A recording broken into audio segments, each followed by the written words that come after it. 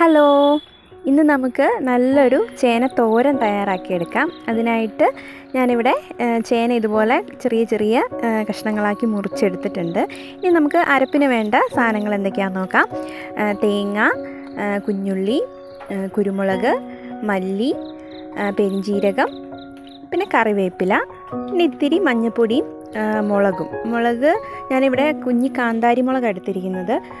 പച്ചമുളകോ അല്ലെങ്കിൽ മുളക് പൊടിയാണെങ്കിലും നമുക്ക് എടുക്കാം കേട്ടോ. തേങ്ങയൊക്കെ ഞാൻ അരച്ചെടുത്തിട്ടുണ്ട്.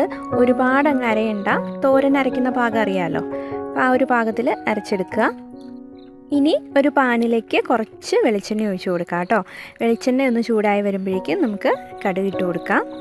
2-3 വറ്റൽമുളകും കൂടി നമുക്ക് മുറിച്ചിട്ട് കൊടുക്കാം കേട്ടോ. ഇനി നമ്മൾ നേരത്തെ റെഡിയാക്കി വെച്ചിരിക്കുന്ന അരപ്പ് അത് ഇതിലേക്ക് ചേർക്കുകയാണ് കേട്ടോ. നമ്മൾ കഷ്ണങ്ങളാക്കി മുറിച്ച് വെച്ചിരിക്കുന്ന ചേന അതും കൂടി ഇതിലേക്ക് ചേർക്കാം. പാകത്തിന് ഉപ്പും കൂടെ ചേർത്ത് കൊടുക്കുക കേട്ടോ. ഞാനിപ്പോൾ നമ്മുടെ പറമ്പിൽ നിന്ന് പറിച്ച ചേനയാണ് ഇതിൽ ഉപയോഗിച്ചിരിക്കുന്നത്. നമ്മൾ കടയിൽ നിന്നൊക്കെ മേടിക്കുന്ന ചേനയാണെങ്കിൽ വേവാനായിട്ട് കുറച്ച് താമസം ഉണ്ടാവും. അപ്പോൾ ഒന്ന് കുക്കറിൽ ഒന്ന് വേവിച്ചതിന് ശേഷം ഇതിലേക്ക് ഇതുപോലെ ആഡ് ചെയ്ത് കൊടുക്കാം കേട്ടോ. ഇനി ചേന വേവുന്നതിന് ആവശ്യത്തിന് കുറച്ച് വെള്ളം കൂടെ ഒഴിച്ചു കൊടുക്കുകയാണ്.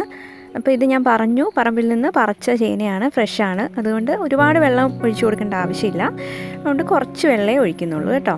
ഇനി ഇത് മൂടി വെച്ച് ഒന്ന് വേവിച്ചെടുക്കണം.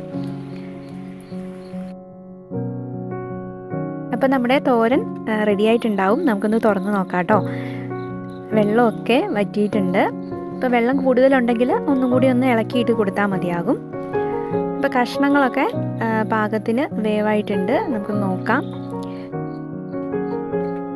കണ്ടോ, നന്നായിട്ട് വെന്തിട്ടുണ്ട്.